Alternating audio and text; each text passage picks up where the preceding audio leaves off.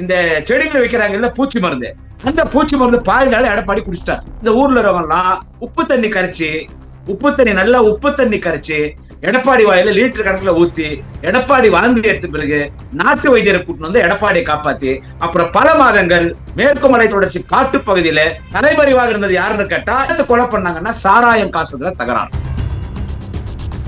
நான் தெருவுக்கு வந்தேன்னு வச்சுக்கோ 10 நாள் போறோம்.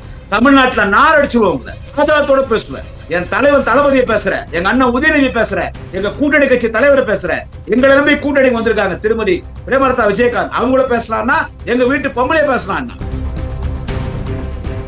எடப்பாடி பழனிசாமியை யாரா காப்பாத்துன்னு கேட்டா இன்னைக்கு டிவிகே கட்சிக்கு போயிருக்கிற செங்கோட்டையன். பொள்ளாச்சி ஜெயராம் பையன் அப்பாவி பெண்களை 100 பேர் கற்பழிச்சானே, அதுக்கு விளக்க பிடிச்சாள் யாருன்னு கேட்டா லக்காடி அடிமை எடப்பாடி பழனிசாமி. நீ எப்படா பெண்களுக்கு பாதுகாப்பு கொடுப்ப? அப்ப இப்ப 100 பெண்கள், அடுத்த எடப்பாடி வந்தா இன்னும் 200 பெண்கள். ஏற்கனவே ஒரு 3 கொலை, இங்க ஒரு 4 கொலை. 4 கொலை எடப்பாடி சாமி, 3வது கொலை 4வது கொலையில மாட்டும் போது அப்ப எடப்பாடி பழனிசாமி காப்பாத்துறது யாருன்னு கேட்டா இன்றைக்கு திராவிட முன்னேற்ற கழகத்தில் வலிமைமிக்க மாவட்ட செயலராகவும் சேலம் நாடாளுமன்ற உறுப்பினராகக்கூடிய எனது மரியாதைக்குரிய அண்ணன் டி.எம். செல்வகணபதிகளும் மாண்புமிகு அமைச்சர் ஈரோடு மாவட்ட செயலாளர் அண்ணன் ஈரோடு முத்துசாமியோ எடப்பாடி பழனிசாமி காப்பாற்றுறாங்க. ரியல் ஒன் உறவுகளே, நடுநிலையோடு பொறுப்புடன் செய்திகளை வழங்கி பல லட்சக்கணக்கான மக்களின் நம்பிக்கையை பெற்ற நமது சேனலின் வளர்ச்சிக்கு உங்கள் ஆதரவு தேவை. இந்த ஊடக பயணம் தொடர்ந்து வலுப்பெற திரையில் தெரியும் QR கோட் ஸ்கேன் செய்தோ அல்லது டிஸ்கிரிப்ஷனில் உள்ள வங்கி விவரங்கள் மூலம் உங்களால் முடிந்த அளவு சப்போர்ட் செய்யுங்கள். உங்கள் ஒவ்வொரு ஆதரவும் நமது குரலை இன்னும் பல லட்சம் பேரிடம் கொண்டு செல்ல உதவும்.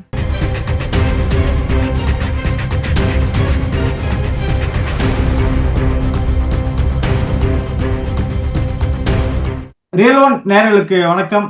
இன்று நம்முடன் இணைகிறார் திமுகவின் நட்சத்திர பேச்சாளர் திரு குடியாத்தம் குமரன் அவர்கள். வணக்கம் சார். வணக்கம்.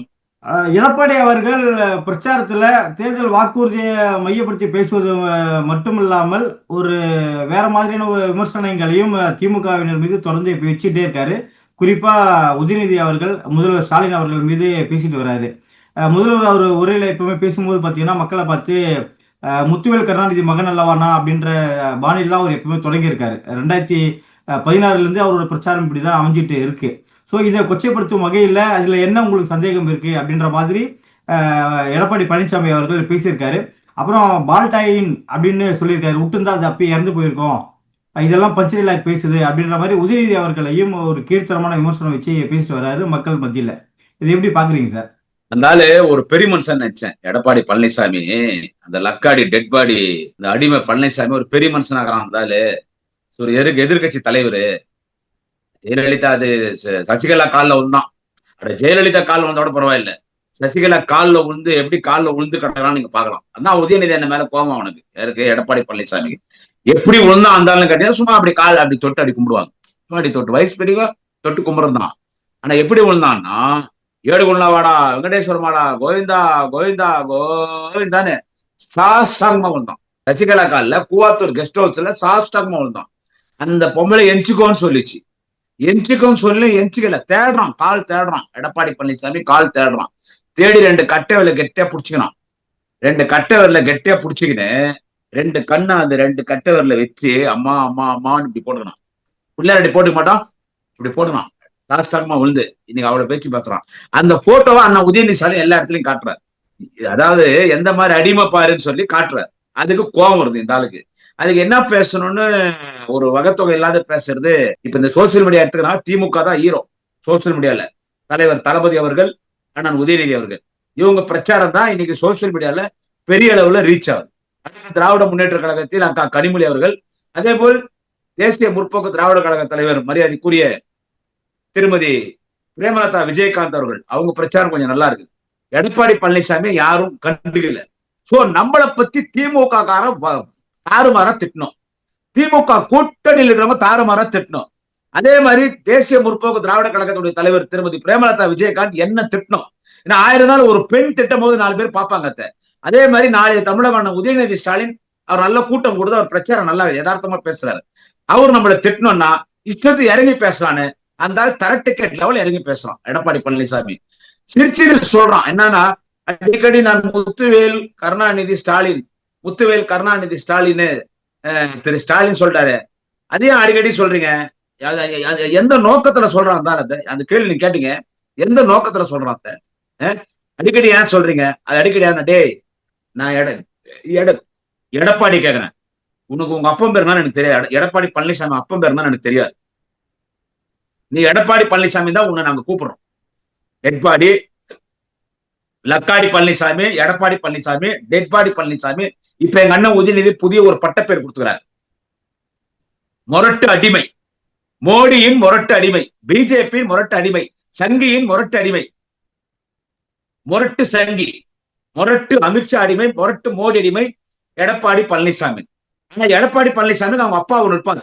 இன்னும் அதிக மக்களை சென்றடைய வேண்டுமா? இன்றைய டிஜிட்டல் உலகில் சரியான ப்ரமோஷன் தான் வெற்றியின் முதல் படி. தமிழகம் முழுவதும் பல லட்சக்கணக்கான பார்வையாளர்களை தினமும் சென்றடையும் ரியல் ஒன் யூடியூப் சேனல்களில் உங்கள் பிசினஸ் இனி எல்லோரும் அறியட்டும்.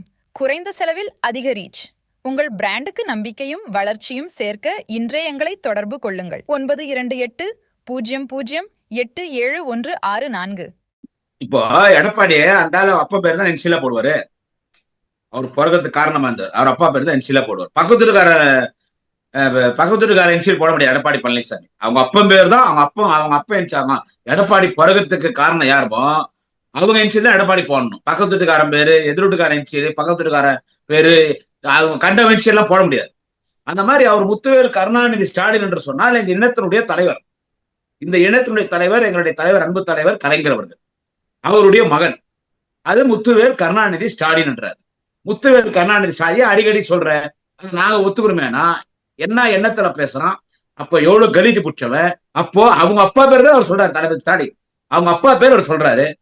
அப்ப நீ உங்க அப்பா பேர் தானே சொல்ற, அப்ப நீ உங்க அப்பா பேரு சொல்ற. அப்ப எடப்பாடி உனக்கு உங்க அப்பா யாருன்னு தெரியல.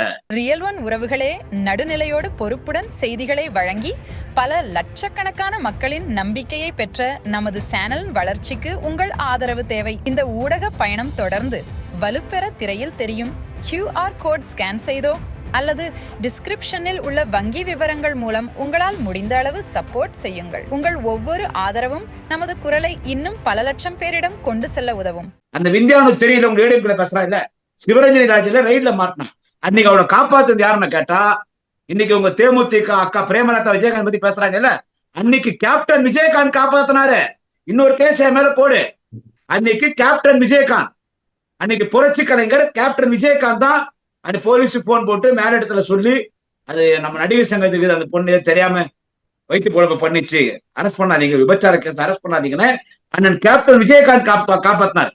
உதயநிதி கேட்கிறாருன்னா ஒரு பதில் சொல்லியா, எடப்பாடி நீ தேவையில்லாம என்ன பாலிடாது, எடப்பாடி பழனிசாமி அந்த பாலிடாது குற்றம் எப்படின்னு கேட்டா, எப்பன்னு கேட்டா கொலை பண்ணிட்டாங்கோ. எடப்பாடி பழனிசாமி அவன் பங்காளிங்க சேர்த்து அவங்க இன்னொரு பங்காளி இருப்பாங்க, அந்த பங்காளியில ஒரே குடும்பத்துல 3 பேரை கொலை பண்ணவர் தான் யார் என்று கேட்டால் டெட்பாடி, லக்காடி, அடிமை, முரட்டடிமை எடப்பாடி பழனிசாமி. சிவலம்பாளையத்துல எடப்பாடியில அப்போ கொலை கேஸ்ல எடப்பாடி மாற்றியாச்சு, நம்பர் 1 அக்யூஸ்ட் மாதிரி பேசுறாங்க. அப்ப எடப்பாடி என்ன பண்ணாரு, இந்த செடிகளை வைக்கிறாங்கல்ல பூச்சி மருந்து, அந்த பூச்சி மருந்து பாலிடால எடப்பாடி குடிச்சிட்டார். லக்காடி எடப்பாடி பாலிடால குடிச்சிட்டார். லக்காடி எடப்பாடி பாலிடால குடிச்சிட்ட உடனே அப்ப காப்பாத்துறாங்க. ஹாஸ்பிட்டல் எடுத்து போனா போலீஸ் குடிச்சிடுவாங்க.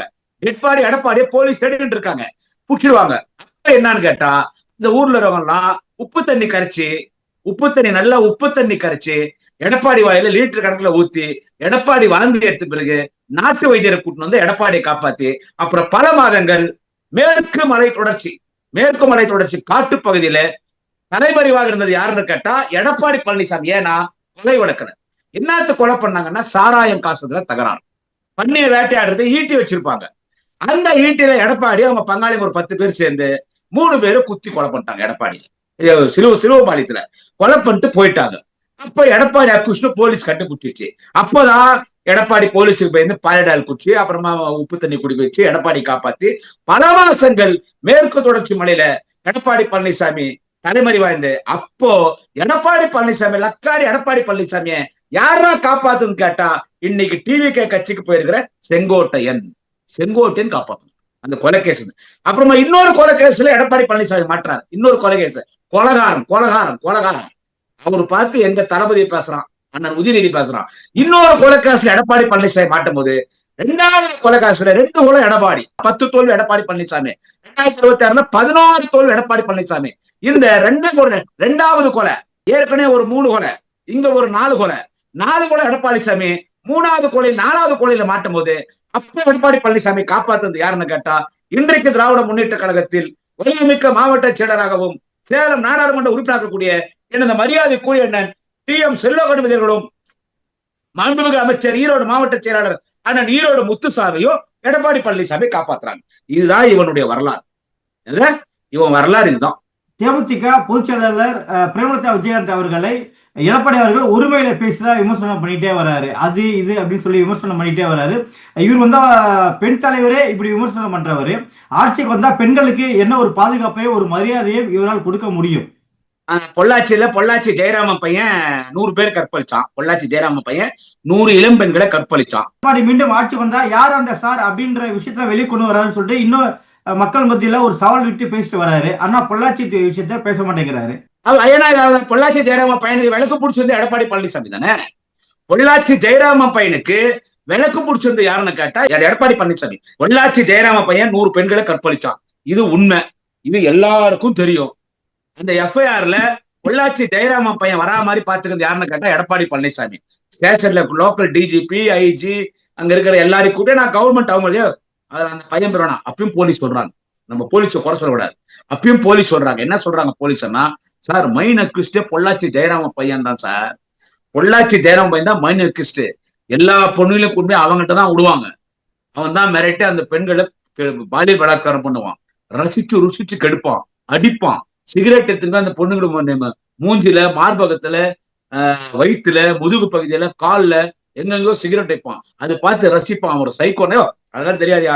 அடுத்த தேர்தல் எனக்கு அது பாதிக்கும். பார்லிமெண்ட் எலெக்ஷன், முக்கியமா சட்டமன்ற எலெக்ஷன் இருக்குது. அதனால பொள்ளாச்சி ஜெயராமன் பையன் பேர் மட்டும் எடுத்துட்டு மத்தவங்கள சேர்த்துட்டு, நான் பாத்தியா CBIக்கு நான் தானே கொடுத்தேன், மத்தா பொள்ளாச்சி ஜெயராமன் பையன் பேர் எங்கடா அதுல எங்க? அப்போ பொள்ளாச்சி ஜெயராமன் பையன் அப்பாவி பெண்களை 100 பேர் கற்பழிச்சானே, அதுக்கு விளக்க பிடிச்சாள் யாருன்னு கேட்டா எடப்பாடி, லக்காடி, அடிமை எடப்பாடி பழனிசாமி. நீ எப்படா பெண்களுக்கு பாதுகாப்பு கொடுப்ப? எப்படி கொடுப்ப பெண்களுக்கு? நீ ஆட்சி கொண்டா பெண்களுக்கு பாதுகாப்பு கொடுத்துருவியா? நான் கேக்குறேன். அப்ப இப்போ 100 பெண்கள், அடுத்த 3 எடப்பாடி வந்தா இன்னும் 200 பெண்கள். அந்த எங்க வரது? பெண் தலைவரே இழிவா விமர்சனம் பண்ணிட்டு வராருல்ல. அதான் நான் சொல்ல வரேன். பெண்கள் கற்பழிக்கப்பட்ட பொழுது அவங்களுக்கு குரல் கொடுக்காம எவன் கற்பழிச்சானா அவனுக்கே விளக்கு பிடிச்சி அவனே காப்பாத்தின எடப்பாடி பழனிசாமி எங்க இருந்தாலும் ஒரு பெண்ணுக்கு மரியாதை கொடுப்பான்.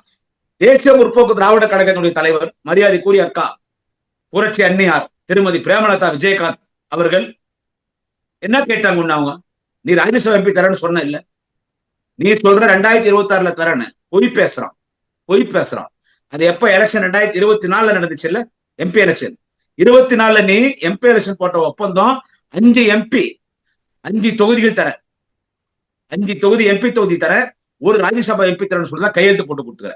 பொய்யிலே வளர்ந்து பொய்யிலே பிறந்த புலவர் பெருமாளே புழுகு முட்டை யாருன்னு கேட்டா எடப்பாடி மோடியின் முரட்டடிமை லக்காடி எடப்பாடி சொல்லிட்டு திடீர்னு என்ன பண்ற? இல்ல நானு அடுத்து கொடுக்குறேன்ட்ட. அப்போ என்னது? அப்ப லக்காடி எடப்பாடி சொல்லல இந்த மாதிரி நான் 2026 கொடுக்குறேன்னு சொல்ல. அப்ப நீ என்ன சொல்ற? கூப்பிட்டு நாங்க சொன்னோம், ஆனா தேமுதிக விடமாட்டோம், அடுத்து கொடுத்துடுறோம். அப்ப நீ சொல்ல போன வாரம் கொடுக்கல உங்களுக்கு. 2024 கொடுக்கல. யாரு? அவர் இன்பதுரைக்கு இன்னொருத்தர் யாருக்கோ கொடுத்தாங்க, அவங்க ராஜ்யசபா கொடுத்தாங்க. அப்ப நீ சொல்லல. அப்ப என்ன சொல்ற? அடுத்த முறை கொடுக்குறோம். இல்ல நாங்க ஒப்பந்தம் கையெழுத்து போட்டிருந்தா 2026 தான் ஒப்பந்தம் கையெழுத்து போட்டோம். டெட்பாடி லக்காடி எடப்பாடி சொல்ல. இப்போ என்ன சொல்ற? இல்ல நான் 2026 தான் சொன்னேன்ற. விருதாச்சலம் கோயில்ல வேட்பு மனுவை விருதாளீஸ்வரர் சாமி கிட்ட மூலசாரத்தை வச்சு மரியாதைக்குரிய அக்கா பிரேமலதா விஜயகாந்த் அவர்கள் பூஜை பண்ணி அர்ச்சனை பண்ணிட்டு அவங்க பத்திரிகையாளர்கிட்ட அந்த ஒப்பந்தத்தை காட்டுறாங்க. கோயில்ல ஒரு குடும்ப பெண், ஒரு நல்ல குடும்பத்தில் பிறந்தவர் மரியாதைக்குரிய அக்கா திருமதி பிரேமலதா விஜயகாந்த் எங்க ஆம்பூர் சுகர் மில்ல தான் பிறந்தாங்க. அவங்க அப்பா ஆம்பூர் சுகர் மில்ல ஒரு மிகப்பெரிய ஆபீசர். எங்க குடியாத்த பக்கத்துல செம்பேடு கிராமத்துலதான் அவங்க பிறந்தவங்க. ஒரு நல்ல குடும்பம். தலைவரையே இப்படி ஏமாற்றுபவர் வாக்குறுதி கொடுத்து ஏமாற்ற மாட்டார் அப்படின்னு என்ன நிச்சயம்? இருங்க, அதான் நான் சொல்ல வரேன். இருங்க, அவங்க பிரேமலதா நல்ல குடும்ப பெண். அவங்க காட்டுறாங்க எவிடன்ஸ். 2026 2024 தரேன்னு சொல்லி ஏமாத்திட்டேன்னு கேக்குறாங்க. அதுக்கு நீ பதில் சொன்னா, தரங்கட்டத்தனமா ஒரு கூட்டணி கட்சி தலைவர் ஒரு பெண்ணையே நீ அவமரியாதையா பேசுறேன்னா அது இதுன்றிய உன் வீட்டு பொம்பளை அது இதுன்னா சும்மா இருப்பியா? யாரோட சொல்லுவாங்க அது இதுன்னு நான் கேக்குறேன். யார சொல்லுவாங்க? அது போகுது, அது வருது, யார சொல்லுவாங்க? உன் வீட்டு பொம்பாடி, நான் டெட் பாடி லக்காடி எடப்பாடி கேக்குறேன். உன் வீட்டு பொம்பளை, உன் வீட்டு பொண்ணு, உன் வீட்டு மருமகளை, உன் குடும்ப பொண்ணுகளை நான் அது இது அதுக்குதே உன் பொண்டாட்டி, இதோ அதுக்குதே உன் பொண்ணு, இதோ அதுக்குதே உன் மருமக, இதோ அதுக்குதே உன் பேத்தி அப்படி சொன்னா நீ என்ன வேணாலும் பேசுவியா? இப்ப அந்த அம்மா பேசுறாங்க, அக்கா திருமதி பிரேமலதா விஜயகாந்த் செருப்பால் அடிக்கிறாங்க உன்னை, செருப்படி பொம்பளைங்கெல்லாம் உன்னை செருப்பால் அடிக்கிறாங்க. ஒரு தராத்தரமா பேசுறாங்க அந்த ஆளு, ஒரு தராத்தரலாம் பேசுறான். அந்த ஆளுக்கு என்னன்னா நம்ம எப்படி முதலமைச்சரா இன்னும் திமுக அசிங்கப்படுத்திட்ட பாத்தியா? டே முடியாத குமரனால பிரச்சாரத்துக்கு வீதிக்கு வர முடியல, முடியாத குமரனால பிரச்சாரத்துக்கு வீதிக்கு வண்டி ஜீப் ஏறி பேச முடியல. நான் தெருவுக்கு வந்தேன்னு வச்சுக்கோ 10 நாள் போறோம். தமிழ்நாட்டுல நார் அடிச்சுடுவோம் உங்களை. ஆதாரத்தோட பேசுவேன், ஆதாரத்தோட பேசுவேன். என் தலைவர் தளபதியை பேசுற, எங்க அண்ணன் உதயநிதி பேசுற, எங்க கூட்டணி கட்சி தலைவரை பேசுற, எங்களை நம்பி கூட்டணிக்கு வந்திருக்காங்க திருமதி பிரேமலதா விஜயகாந்த், அவங்கள பேசலாம்னா எங்க வீட்டு பொம்பளைய பேசலாம். துரைமுருகன் அவர்களுக்கு சீட்டு கொடுக்கும் போது அவருக்கு வயசு அதிகமாயிடுச்சு, அவருக்கு ஏன் சீட்டு கொடுக்கணும் அப்படின்ற மாதிரி சொன்னார் எடப்பாடி பழனிசாமி அவர்கள். ஆனா ஆற்காட்டுக்கு பிரச்சாரத்துக்கு வரும்போது பாத்தீங்கன்னா அவருக்கு துணை முதல்வர் பதவி கூட கொடுக்கல, கடைசி காலத்துல அவருக்கு துணை முதல்வர் பதவியாக கொடுத்து அவருக்கு பெருமை சேர்க்கணும் அப்படின்ற ஒரு பிரச்சாரத்தையே முன்வைக்கிறாரு. மாறுபட்ட இந்த முரண்பட்ட கருத்தை எப்படி பாக்குறீங்க சார்? அதாவது எங்க கட்சியில யாருக்கு என்ன பதவி கொடுக்கணும்னு என் கட்சி தலைவர் முடிவு பண்ணணும், புரியுதா? என் கட்சியில திமுக என் கட்சியில யாருக்கு என்ன பதவி கொடுக்கணும்ன்றது என் தலைவர் தளபதி முடிவு பண்ணணும், என் கட்சி தலைமை கழகம் முடிவு பண்ணணும். என்ன அதை தாண்டி 2.5 கோடி திமுக தொண்டை முடிவு பண்ணணும். நீ யாரு சொல்றதுக்கு? அது என்ன விஷயம்னு கேளுங்க. இந்த ஆள் ஆற்காடு வந்தார், இந்த கேள்வி நீங்க கேட்டு எல்லாருமே இந்த கேள்வி என்னையே கேக்குறீங்க, அத்தனை பேர் இந்த கேள்வி என்ன கேக்குறீங்க. நான் பதில் சொல்றேன். ஆற்காடுல இந்த ஆள் பிரச்சாரத்துக்கு வரும்போது டெட்பாடி லக்காடி எடப்பாடி என்ன பேசுறதுன்னா, இவர் திமுகக்குள்ள கலவரத்தை உண்டாக்குறான் தேர்தல் நேரத்துல. இந்த மாதிரி கூட்டணி பத்தி எல்லாம் பேசணும் எடப்பாடி. கூட்டணி பத்தி என்னன்னா, விடுதலை சக்தி அவங்களுக்கு 8 சீட்டா கொடுப்பீங்களா? கம்யூனிஸ்ட் 2 தான் கொடுப்பீங்களா? வேல்முருகன் போயிட்டாரு, கூட்டணி கட்சியை மதிக்கலன்னு பேசலாம். என்றால் எங்க கூட்டணி கட்சிக்கு என்ன மரியாதை தரணும்னு எங்க தலைவர் தளபதி தெரியும். எங்க கூட்டணி கட்சிக்கு என்ன மரியாதை தரணும்ன்றது எங்க தலைவர் தளபதி தெரியும். எல்லாரும் ஒத்து போய் தான் எங்க கூட்டணியில் இருக்கிறாங்க. நாங்க எல்லாரும் அண்ணன் தம்பியா பாக்குறோம். எங்க கூட்டணி கட்சி எல்லாம் அண்ணன் தொல் திருமாவளவன் எங்கள் உடன் பிறந்த சகோதரர். எங்கள் தலைவர் தளபதிக்கு உடன் பிறந்த சகோதரர் கூட அதிகமான மரியாதை வைத்திருக்கிறோம். சண்டை விட்டு பார்த்தான். இப்ப என்னடான்னு கேட்டா, திமுகவின் பொதுச் செயலாளர் மாண்புமிகு நீர்வளத்துறை அமைச்சர் மண்ணின் மைந்தர் துரைமுருகன் அவர்கள் 16வது முறை இந்த முறை அவர் ஜெயிச்சாருன்னா 13 முறை தேர்தலை சந்திச்சிருக்காரு. 16வது முறை வேட்புமனு காட்பாடுல பண்றாரு. இந்த முறை அவர் ஜெயிச்சாருன்னா கண்டிப்பா ஜெயிக்கிறார். காட்பாடியில அண்ணன் துரைமுருகன் அவர்கள் கண்டிப்பா ஜெயிக்கிறார். உள்ளத்துல இருந்து சொல்றேன், உதட்டுல இருந்து சொல்றேன், உள்ளத்துல இருந்து சொல்றேன், கண்டிப்பா நான் துரைமுருகன் ஜெயிக்கிறார். ஆட்காடுல இந்த ஆள் பேசுறது என்னன்னு கேட்டீங்கன்னா, இந்த மாதிரி உதயநிதி ஸ்டாலினுக்கு என்ன வரலாறு இருக்கிறது, அவருக்கு என்ன பின்புலம் இருக்கிறது, அவருக்கு இருப்பது அவர் கலைஞருடைய பேரன், நாயனுடைய மகன், அது கூட என்னடா வரலாறு வேணும் அண்ணன் உதயநிதிக்கு? இதை விட என்ன வரலாறு வேணும்? இந்த இனத்தின் தலைவன் கலைஞருடைய பேரன், கலைஞரின் பேரப்பிள்ளை, தலைவர் தளபதியின் வீரப்பிள்ளை, திமுக இளைஞரணி செயலாளர், சேப்பாக்கம் திருவல்லிக்கேணி தொகுதி மக்களால் தேர்ந்தெடுக்கப்பட்ட சட்டமன்ற உறுப்பினர், விளையாட்டுத்துறை அமைச்சர், இன்று துணை முதலமைச்சர். டுடே அண்ணன் Udhayanidhi Stalin deputy CM, in future he is definitely CM. இவட வரலாறு வேணும்? உதயநிதி எப்படி கொடுத்துட்டீங்க இளைஞரணி செயலாளர்? நீ யார சொல்றதுக்கு? என் கட்சிக்கு இளைஞரணி செயலாளர் யாருன்றது என்னை போன்ற 2 கோடி 2.5 கோடி தொண்டை நீங்க திமுக 2.5 கோடி தொண்டை முடிவு பண்ணோம். யார் இளைஞரணி செயலாளரா வரணும்னு என் கட்சி 2.5 கோடி தொண்டை முடிவு பண்ணோம். தொண்டர்களால் ஏற்றுக்கொள்ளப்பட்ட ஒரு தலைவன் அண்ணன் உதயநிதி ஸ்டாலின், தமிழக மக்களால் ஏற்றுக்கொள்ளப்பட்ட ஒரு தலைவன் எங்கள் வாலிப கலைஞர் எதிர்காலம் அண்ணன் உதயநிதி ஸ்டாலின் இளைஞரணி செயலாளர் கொடுத்து சிறப்பா பணியாற்றாரு.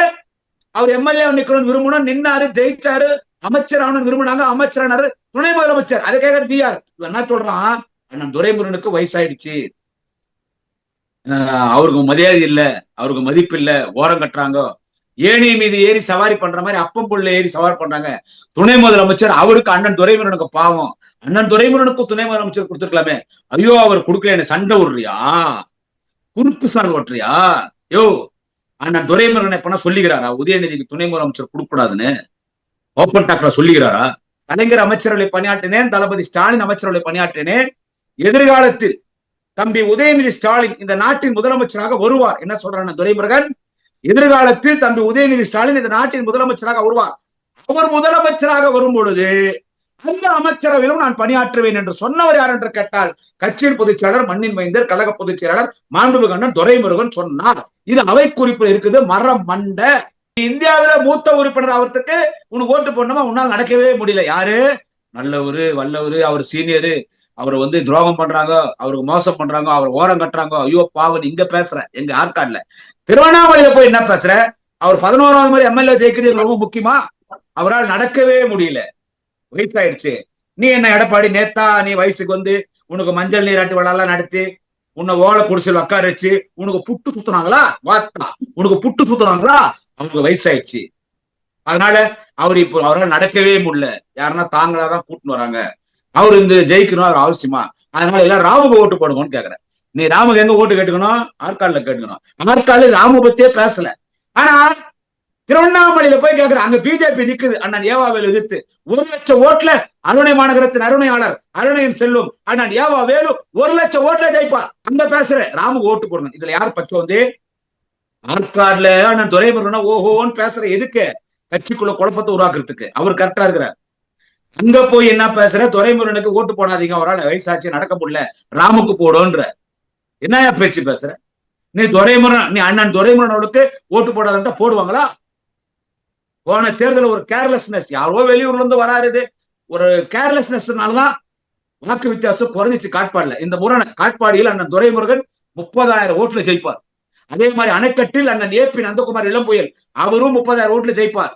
எங்க வேலூர் மாவட்டம் அதிமுக கோட்டையின் பேச எடப்பாடி பழனிசாமி வேலூரில் அண்ணன் கார்த்திகேயன் 30,000 ஓட்டுல ஜெயிப்பார். கேள்விக்குப்பத்தில் திமுக வேட்பாளர் டாக்டர் ராஜேஸ்வரி 30,000 ஓட்டுல ஜெயிப்பார். உடியாதத்தில் திமுக கூட்டணி தேமுதிக வேட்பாளர் அருமை நண்பர் பிரதாப் மூலசுத்தினத்தில் 30,000 ஓட்டுல ஜெயிப்பார். தமிழ்நாடு முழுக்கும் 200 தொகுதியிலே திமுக கூட்டணி வெற்றி பெற்ற தலைவர் தளபதி, தனி பெருமநாடு முதலமைச்சர் அண்ணன் உதயநிதி துணை முதலமைச்சர், திமுக அமைச்சர் எடப்பாடி. இந்த முறை ஜெயிலுக்கு போறியா? இந்த முறை நீ ஜெயிலுக்கு போற எடப்பாடி, நீ ஜெயிலுக்கு போறியா? நடப்பு அரசியல் குறித்து பல்வேறு கட்சிகளை பற்றி மிக்க நன்றி சார். வாழ்க. இன்னும் அதிக மக்களை சென்றடைய வேண்டுமா? இன்றைய டிஜிட்டல் உலகில் சரியான ப்ரமோஷன் தான் வெற்றியின் முதல் படி. தமிழகம் முழுவதும் பல லட்சக்கணக்கான பார்வையாளர்களை தினமும் சென்றடையும் ரியல் ஒன் யூடியூப் சேனல்களில் உங்கள் பிசினஸ் இனி எல்லோரும் அறியட்டும். குறைந்த செலவில் அதிக ரீச்.